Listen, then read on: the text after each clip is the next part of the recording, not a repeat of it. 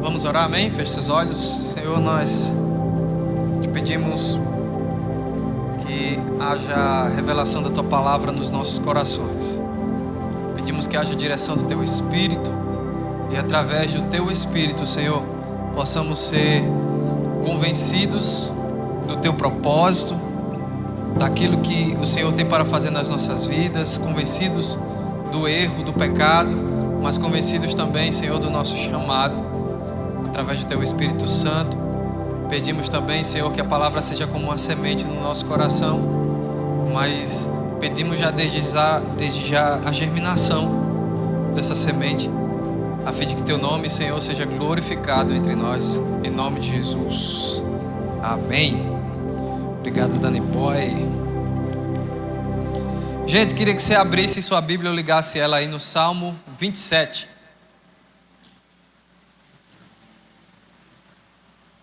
Obrigado. Salmo 27.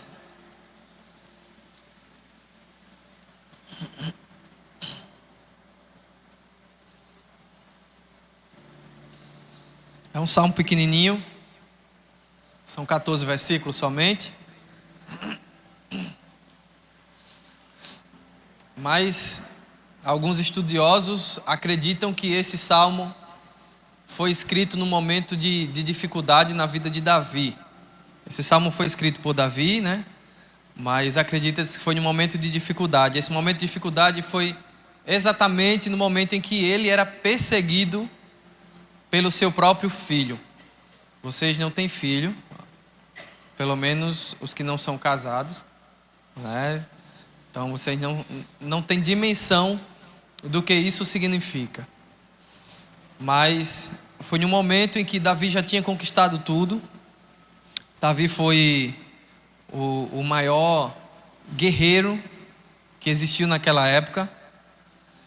E sendo o maior guerreiro conseguiu conquistar tudo. Mas passou por um problema na sua família e ia perder o governo da sua própria casa e de Israel para o seu filho, teve que fugir do próprio filho. Então, esse salmo se passa nisso. Eu precisava dizer para você, para que você entendesse cada uma das palavras que Davi disse, amém? Vocês estão comigo?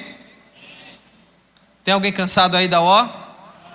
Quem está cansado, levanta a mão. Quem não está, levanta o pé. Está cansado? Pronto, ó, já levantaram o pé aí. Glória a Deus, vamos lá. Versículo 1 diz: o Senhor é a minha luz, a minha salvação, de quem terei temor? Ou em alguma versão, se alguém tiver com NTLH, deve estar dizendo: de quem terei medo?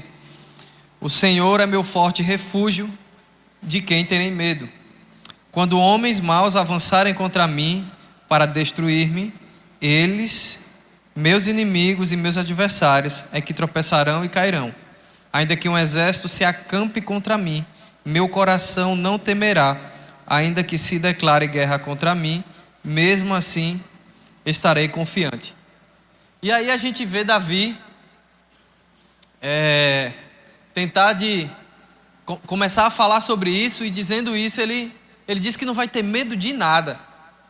E ele fala coisas assim que às vezes a gente lê e passa direto, porque a gente lê a Bíblia religiosamente, né? A gente não lê a Bíblia prestando atenção no que está escrito, porque ele disse: ainda que o exército se levante contra mim. Ele não falou ainda que um exército se levante contra o meu exército. Ele disse: ainda que um exército se levante contra mim. Isso significa que são pelo menos 6.000 homens, que era a composição de um exército, contra uma pessoa só. Ele disse: não terei medo. E aí o primeiro ponto que eu quero conversar com vocês é exatamente sobre medo. De onde vem o medo? Porque se um cara chega e diz assim: eu posso guerrear contra 6.000 pessoas sozinho e não vou ter medo, e a Bíblia é a verdade, amém? Vocês acreditam que a Bíblia é a verdade? Então o que ele falou é verdade. Então ele não tem medo de 6.000 homens. Eu acho que eu ainda não teria medo de 3 ou 4. Mas eu acho que 6.000 Se passasse de 10, eu já ficaria assustado.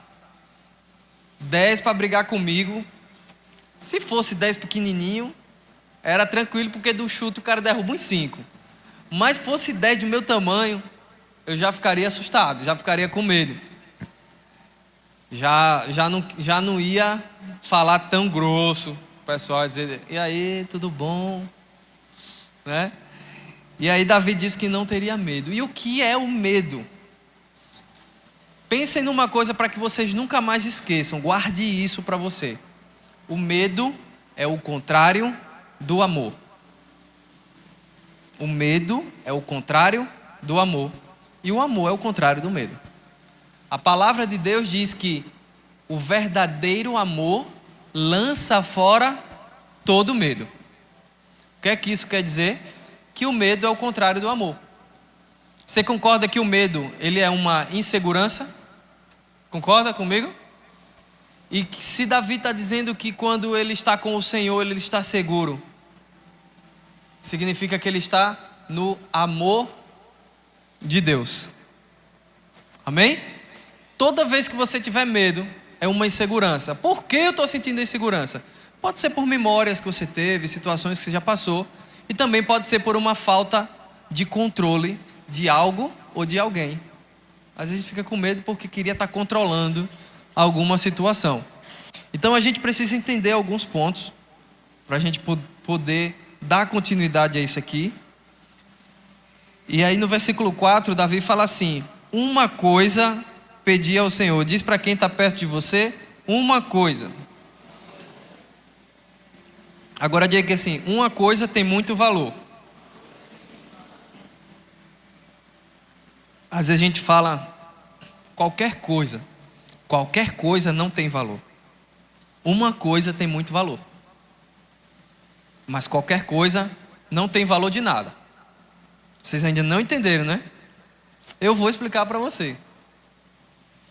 De repente, você vai numa sandubaria. E chega na sandubaria. E eu ia muito no... Minha mãe tinha um trailerzinho que vendia sanduíches. E eu chegava lá e minha mãe falava, quer qual sanduíche, meu filho? Eu falava qualquer coisa. Qualquer coisa não tinha importância. Qualquer um que ela fizesse para mim estava bom. Não tinha importância. Então, chegou até o tempo que ela falou, então eu vou criar o sanduíche. Esse é o qualquer coisa. Aí no outro dia eu falei, então faço... eu falei, e aí, quer o quê? Eu falei, tanto faz. Ela, vou fazer o tanto faz. Então, criou um outro sanduíche com o nome tanto faz. E tinha o qualquer coisa e o tanto faz. Eu tinha que arrumar alguma coisa, porque ela não suportava que eu falasse algo sem valor. Porque quando alguém quer lhe dar algo que você desvaloriza, essa pessoa vai ficar chateada. Tá dando para entender? Quando seu pai, sua mãe falam alguma coisa com você, e você diz, ah mãe, tanto faz. Ah pai, qualquer coisa. Você está desvalorizando e ele não gosta disso, já fique ciente disso. Pai e a mãe não suportam isso. Pode ser até que ele lhe responda com uma palavra bem dura para que você bote a cabeça no lugar. Mas uma coisa tem muito valor. Porque quando você chega para alguém e de repente está acontecendo um monte de situações na sua vida e você olha para a pessoa e diz assim, ó, eu só peço uma coisa para você, mais nada, só uma coisa. Essa coisa tem valor? Então uma coisa tem valor. Qualquer coisa não tem valor nenhum. Amém? Então Davi, ele pediu para Deus o quê? O quê, gente? Uma coisa. Então uma coisa tem valor? Uma coisa tem o maior valor que existe. Ele só queria aquilo ali. Ele só queria uma coisa. Por que ele só queria uma coisa? Porque essa uma coisa é o que faz com que ele tenha todas as outras coisas. Sabe, eu quando converti, eu tinha 10 anos. Alguns de vocês têm 10. Né? E aí, antes de eu converter, quando eu tinha 4 anos, eu fui levado para a casa de uma bisavó minha. Porque, por uma confusão familiar, minha mãe tinha ido morar com meu pai só que o meu pai não tinha me registrado. E aí eu morei na casa dessa bisavó, sem mãe e sem pai. E lá era uma bagunça, mas eu não vou contar sobre a bagunça que era lá. Mas ali eu me senti só. Não tinha ninguém comigo. Tinha minha bisavó, tinha tio, tinha primo, mas não tinha mãe, não tinha pai. Eu me senti só, sozinho. 4 anos.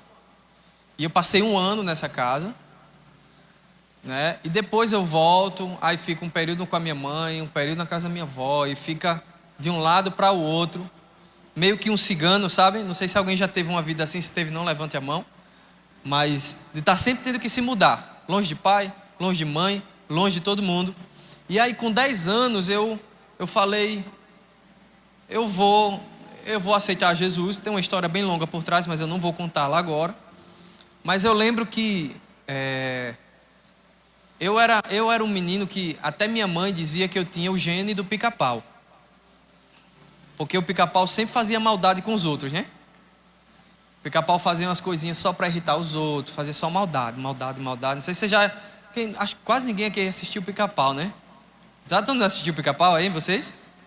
Pronto, então vocês são pelo menos pessoas normais. Então, eu assistia muito pica-pau e minha mãe dizia, rapaz, você parece o pica-pau, porque tudo você arruma uma coisinha para os outros, tal. E era mania minha. E aí, quando eu converti, que eu cheguei em casa, eu dei o play em uma música muito antiga, vocês não conhecem essa música, a música do Marquinhos Gomes, que fala que não adianta lutar com as armas do mal. Aí fala, levante a bandeira do amor, que esse vento vai passar. Eu mesmo com 10 anos, a minha vida era uma turbulência. Era uma doideira, com 10 anos. E aí era uma casa muito desorganizada. E quando eu fui para casa da minha mãe, meu padrasto sempre chegava bêbado. E às vezes eu tinha que me esconder atrás do sofá, porque ele estava com a arma. Chegava fazendo zoada em casa, com a mão assim, com a arma na mão. E eu tinha medo, né? E a gente se escondia às vezes atrás do sofá. Às vezes eu, encostado assim atrás do sofá com medo, terminava adormecendo ali, com medo da situação. Depois no outro dia estava tudo bem. Ele nunca foi uma pessoa ruim, mas a pessoa quando está bêbada, ela perde muitas vezes o controle de si. Quem já presenciou alguém bêbado sabe como é. E aí quando eu encontrei Jesus, eu falei, eu preciso de uma mudança na minha vida.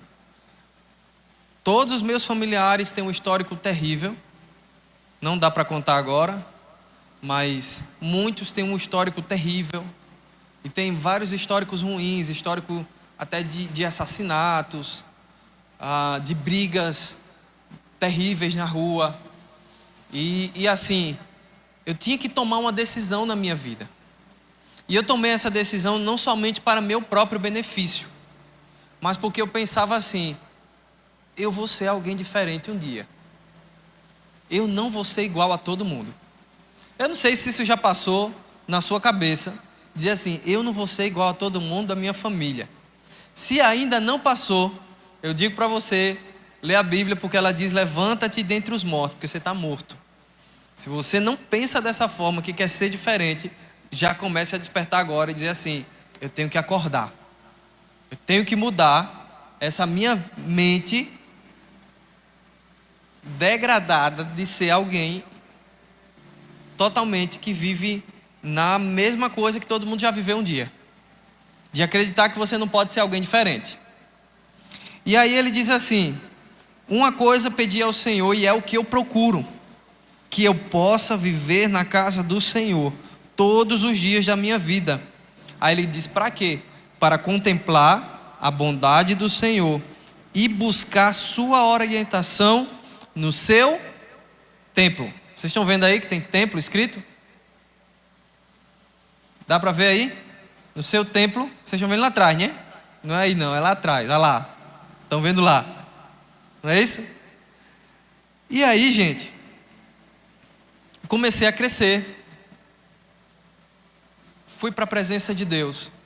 E é aí que entra um divisor para a minha e para a sua vida. O divisor foi o seguinte: na minha geração, ou seja, há 28 anos atrás, quase nenhum de vocês era nem nascido quando eu tinha 10 anos, né? Quem aqui, tirando o pessoal da comissão e do louvor, tem mais de 28 anos? Ninguém, né?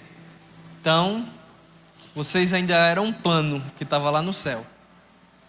Nessa época, eu com 10 anos, eu falei: eu quero viver neste lugar. Eu quero viver neste lugar. Eu não sei o que eu vou fazer, mas eu sabia que eu tinha que buscar Deus, mas eu não sabia como. E eu falava: eu tenho que viver neste lugar. E eu começava a ir para a igreja todo dia. Quase todo dia eu estava na igreja. Era direto na igreja. Eu, de repente, falei: não, eu tenho que aprender. Eu estou vendo lá, o pastor está sozinho, com um negócio batendo aqui, que ele tocava uma panderola. O outro pastor está ali tocando violão, mas está faltando. Eu vou aprender também. Aí aprendi a tocar violão e tal. E de repente eu falei: Deus, agora o pastor vai me chamar. Eu não vou pedir não, o pastor vai me chamar. O pastor vai me chamar. Eu começava a orar. Deus, o pastor vai me chamar, o pastor vai me chamar. E aí o pastor me chamou para o louvor e eu comecei a tocar violão. No louvor, eu tocando violão. E eu todo feliz. De repente surgiu um dia que ia ter uma viagem para Caruaru. Aí, viagem para Caruaru, falei: mãe, vai ter uma viagem para Caruaru. É tanto, eu preciso desse dinheiro. E aí minha mãe disse: rapaz, não tem não esse dinheiro. Aí eu falei: mas eu vou. Aí ela falou assim: mas não tenho dinheiro, como é que você vai? Eu falei: eu vou nem que seja na roda do carro. Eu vou de todo jeito, eu sei que eu vou. Deus disse para mim que eu ia. Eu vou para esse negócio. E minha mãe olhava para mim e dizia: meu filho, como é que você vai? Não tem como ir. Ela estava construindo a casa. E aí eu falei: eu vou orar. E eu vou. E eu comecei a orar. Falava: Deus, eu quero ir para esse lugar. Eu quero conhecer o que é isso. Eu quero conhecer esses homens de Deus que meu pastor fala direto e tal. E aí eu falei, quando chega no dia, eu fiz a mala. E minha mãe: como é que você vai? Eu falei: eu não sei. Eu vou. De repente o pastor Manassés bateu na porta: tá com a mala pronta? Eu falei: tô. Ele disse: bora que a sua tá paga já, bora. E aí eu fui.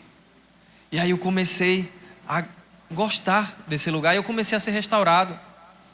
Eu lembro que nesse dia eu estava nesse culto, né, num retiro em Caruaru. E eu lá atrás, perto da penúltima fileira. Quem pegou no começo da minha caminhada sabe que eu só sentava lá atrás. Eu era o cara do fundão. E aí eu lá atrás assim, orando, e de repente eu ouvi uma voz. Aí Deus falou assim: seu pai vem lhe abraçar. Mas eu não sabia que era Deus falando. Eu fiquei com raiva na hora. Eu falei: meu pai. Eu tinha raiva do meu pai. Eu falava: aquele cara safado, não sei o quê, nunca me deu nada e tal. Aí eu que segurando, de repente veio um pastor Manassés. Aí me deu um abraço. Aí quando ele começou a orar por mim, ele falou: meu filho, acabou-se o homem. Aí comecei a chorar. Aí eu falei: Deus está me curando. Só que eu não entendia muita coisa. Quando o salmista fala assim: para contemplar a bondade do Senhor e buscar orientação no seu tempo, significa que antes eu não contemplava a bondade e que antes eu vivia desorientado. Agora tem orientação, mas antes não tinha. E era o que acontecia comigo. Eu vivia desorientado, eu vivia fora da presença de Deus, fazia o que queria da minha vida. Fui introduzido na pornografia com 8 anos de idade. 8 anos de idade, eu fui colocado diante de filme pornográfico para assistir por um membro da família. E o membro da família chegou e disse assim: deixa eu ver como é que você está. E tirou minha roupa na hora. Eu tinha 8 anos. Então, isso aí foram traumas que Deus foi limpando, sabe? Mas Ele foi limpando esses traumas à medida que eu entro na presença de Deus. É Ele que vai limpar os traumas. Não adianta. Eu vou lhe dizer uma coisa que é a mais pura verdade. Nenhum trauma que você tem ou teve, você vai esquecer. Um dia ele vai voltar como um fantasma e vai lhe cobrar. Mas quando Deus cura os traumas, acabou. Passou, foi embora. Tá dando para entender? Eu tenho que ser bem real com vocês assim, porque vocês passaram por muita coisa. Cada um de vocês vai ter uma história. Assim como eu tenho a minha, cada um tem uma história. Mas vocês têm traumas. E se esses traumas não forem curados em Deus, vocês serão pessoas improdutivas em tudo. Se você hoje olha para dentro de você, você se sente alguém improdutivo. Você olha para você e diz assim: o que é que eu estou fazendo da minha vida? Eu não estou fazendo nada da minha vida. É acordar, comer, estudar e dormir. Você não está fazendo nada da sua vida. E aí, os anos foram passando, o tempo foi passando, fui sendo curado e fui entendendo o que era uma coisa. E comecei a não abrir mão de nada do que Deus tinha e tem para a minha vida. Não abrir a mão. Aí eu comecei a dizer isso, sem nem entender por quê. Eu não abro para um caminhão carregado de pólvora, com o motorista fumando. Não abro de jeito nenhum. Pode vir um caminhão carregado de pólvora, eu não abro. Eu vou fazer aquilo que Deus mandou. Não abro mão da palavra de Deus. Vai ser o que Deus falou e acabou. Ache ruim quem achar, doa em quem doer. Quando você chega a pensar dessa forma, a agir dessa forma, significa que você está vivendo no amor do Senhor. Aí você vai dizer como o salmista disse: eu não temo um exército.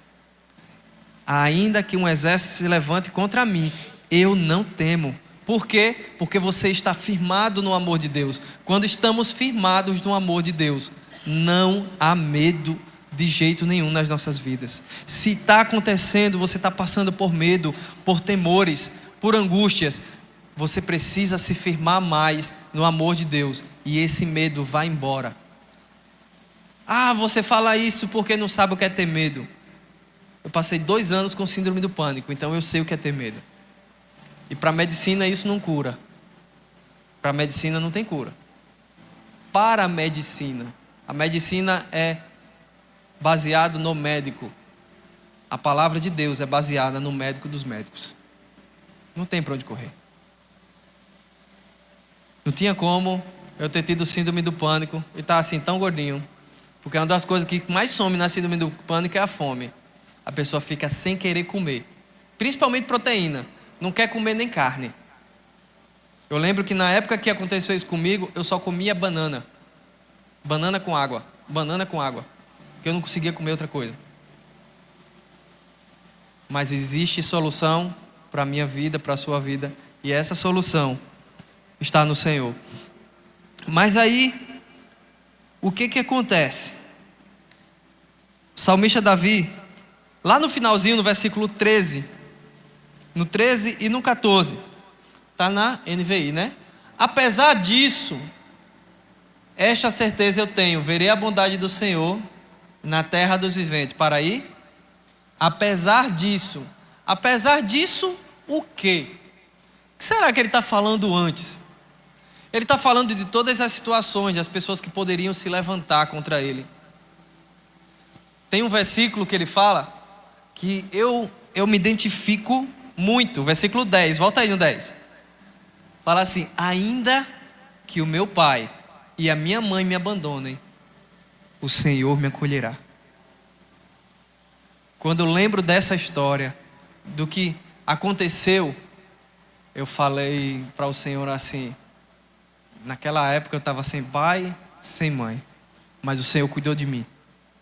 O Senhor me guardou. Mesmo sem pai, mesmo sem mãe, naquela época, o Senhor me guardou. E aí, voltando para o 13, ele fala: apesar disso o quê? Apesar disso tudo, o que pode acontecer ou ter acontecido na sua vida, ele diz: essa certeza eu tenho, verei a bondade do Senhor na terra dos viventes. Por que ele vai ver a bondade do Senhor na terra dos viventes? Por que será? Porque ele tem certeza de estar firmado na palavra de Deus. Ele tem certeza de estar firmado naquilo que Deus está falando para ele. Dá para entender que você pode ter uma certeza, porque uma das coisas que acontece conosco nos tempos de hoje é um excesso de dúvidas, questionamentos. Tem gente que não sabe nem se é homem, se é mulher. Estava conversando com um aluno, dando aula a ele. Aí, ele falando sobre essas questões e tal, de ideologia, de coisa de gênero. Aí ele falou... Corta o áudio aí. Rapidinho, só para contar.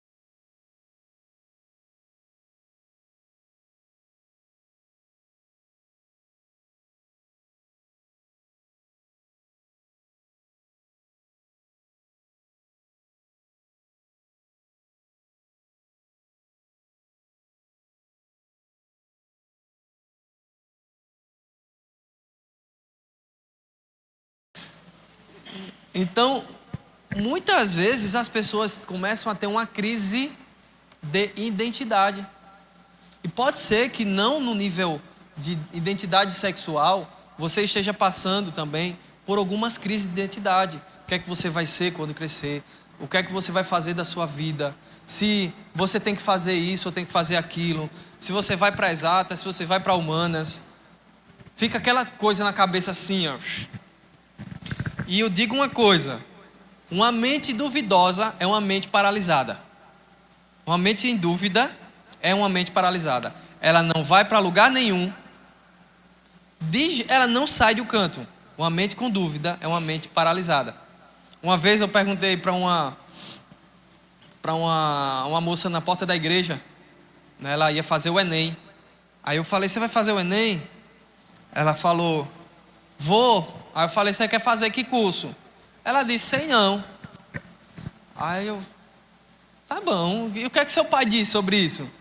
Ela disse: ele nunca disse nada. E aí na hora o Espírito Santo soprou no meu coração. Ela falou: como é que ela vai ir para algum lugar se ela não foi lançada? A Bíblia diz que nós somos como flechas na mão do valente guerreiro. E às vezes nós não fomos lançados por alguém. Não foi alguém que disse assim: faça isso, isso e isso. Eu só fui dizer para minha filha: eu quero 5 netos, que ela só disse que quando casar vai ter 5 filhos. Olha, só lancei. Falei: vai que cola, né? Tá, ela disse: não, eu quero ter 5 filhos mesmo, papai.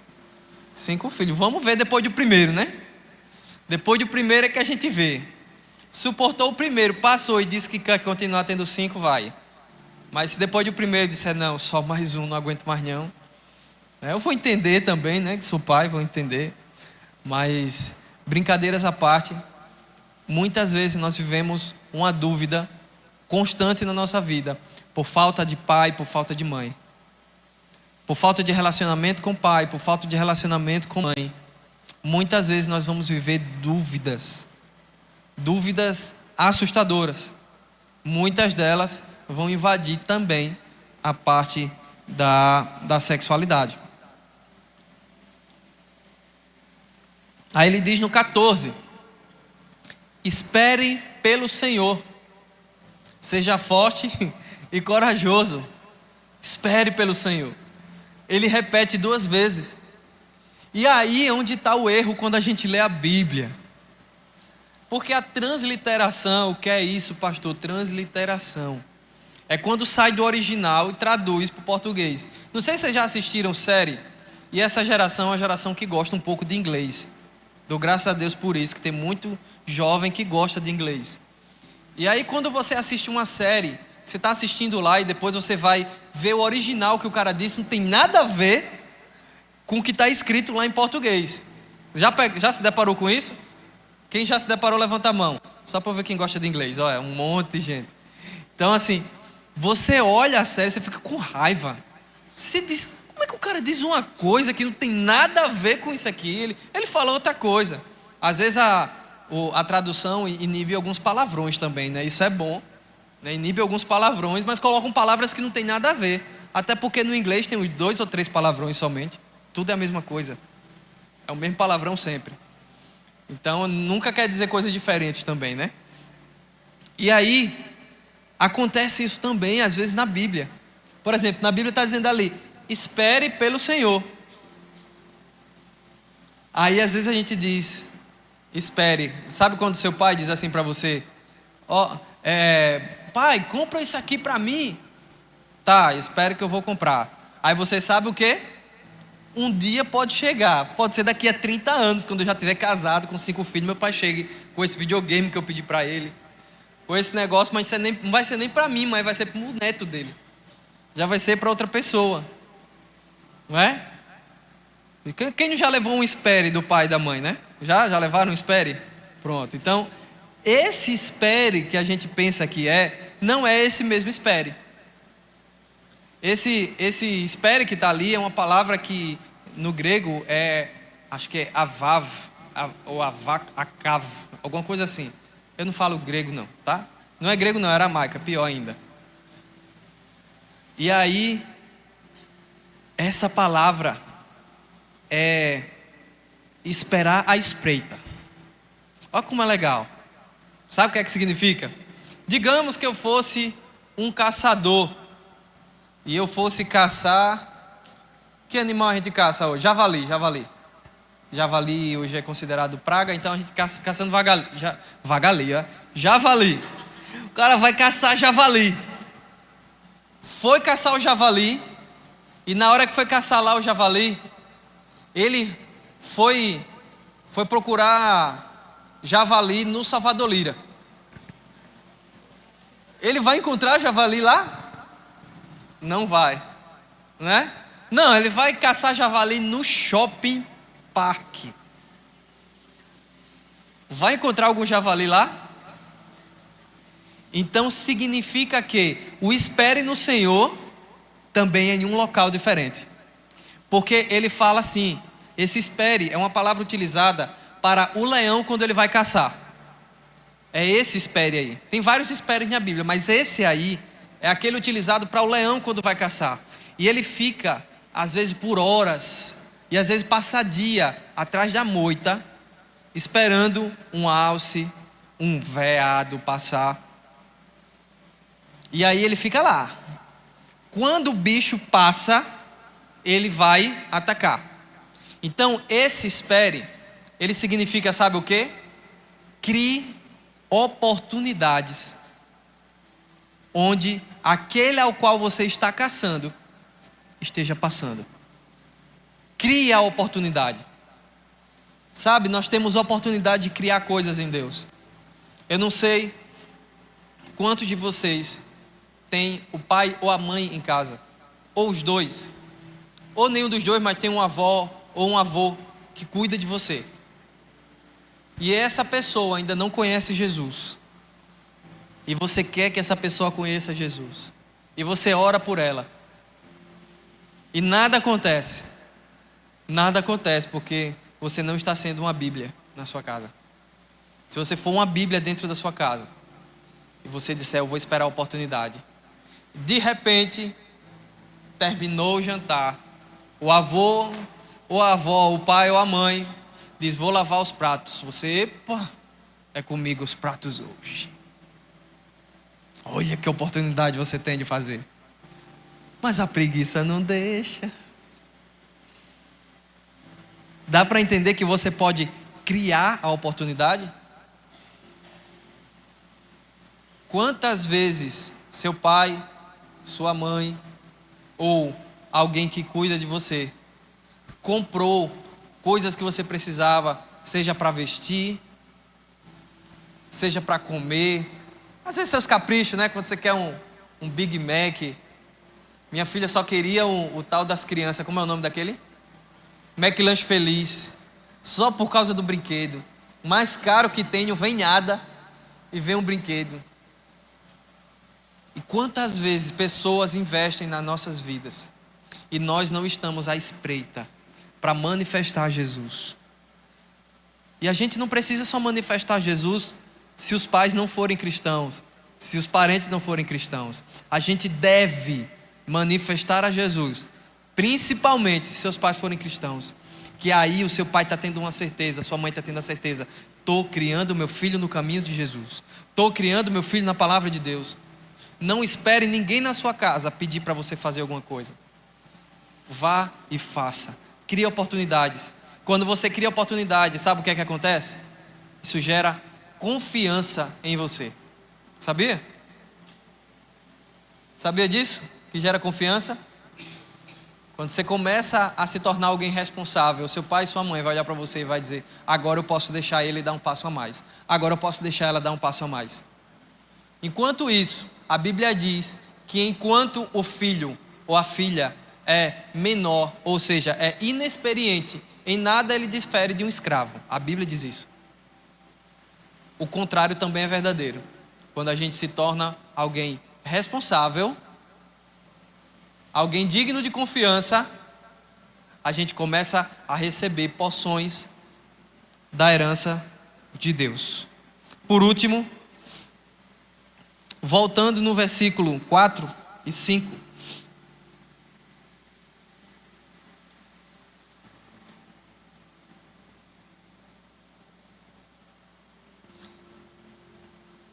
Ele fala uma coisa, e eu quero explicar finalmente o que é uma coisa, tá? Uma coisa pedi ao Senhor e é o que procuro: que eu possa viver na casa do Senhor todos os dias da minha vida, para contemplar a bondade do Senhor e buscar a sua orientação no seu templo. Agora, olha o versículo 8. A teu respeito diz o meu coração: busque a minha face, a tua face, Senhor, eu buscarei. Diga para a pessoa que está perto de você: busque a face de Jesus. Sabe, às vezes a gente pode confundir presença de Deus com a face de Deus. São duas coisas bem diferentes. Quer ver? Olhem para trás. Quem é que está lá atrás, ali, encostado?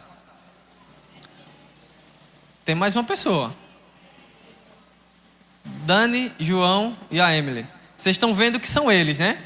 Vocês conseguem perceber que são eles pela presença deles, pela maneira que eles estão em pé, pelo tamanho do corpo, pela maneira de ficar em pé. A Emily fica sempre com a cabeça de lado. Então, vocês já conhecem as pessoas, como é que elas ficam, e aí você percebe que é ela, não é? Isso se chama presença. Vocês estão vendo os detalhes? Está vendo quantas espinhas o Dani tem?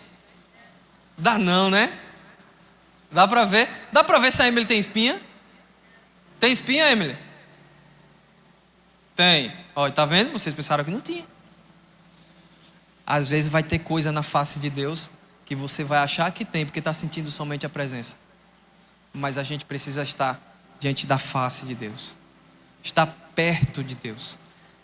Estar diante da face significa ter intimidade com Deus. Dá para entender a diferença? Você pode sentir a presença de alguém. Você pode sentir a presença de Deus. Às vezes Deus está falando com outra pessoa. Nem com você é. Mas quando nós nos colocamos diante da presença do Senhor e procuramos a sua face. Viu o que Davi disse? O meu coração me diz que o Senhor disse: busque a minha face. É diferente buscar a face de Deus? Não é? Porque buscar a face significa conhecer de perto. Como é que a gente conhece Deus de perto? Será que alguém aqui já conseguiu ver Deus? Teve um irmão lá na igreja da outra igreja que veio. Pastor aqui, quem já viu Deus? Aí o irmão levantou a mão. Aí o pastor, você já viu Deus? Ele já. Certeza que você viu Deus? Ele perdeu a certeza e baixou o braço. Às vezes o irmão está meio dormindo na hora assim, o pastor, quem já não sei o quê? Aí levanta a mão e não percebe que teve um que levantou. As mulheres de Deus, levanta a mão. Aí ele levantou a mão, lá no Acauã. Fala, bichinho, rapaz. Quem quer casar? Ele, as solteiras que querem um varão. Levanta a mão, ele.